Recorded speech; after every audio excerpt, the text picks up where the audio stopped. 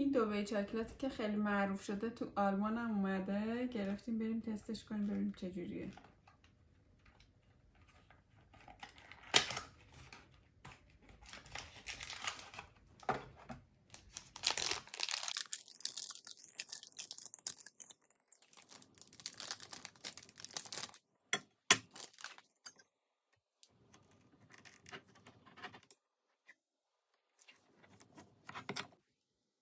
یه ذره بعد نصفش کردم و این شکلات یه ذره بیرون بوده، یه ذره آب شده.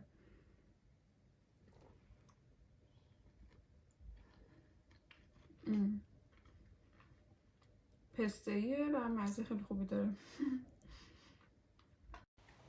اینم شکل وسطشه دیگه، ترکیبات داخلش خیلی عالی بود، خوشمزه بود.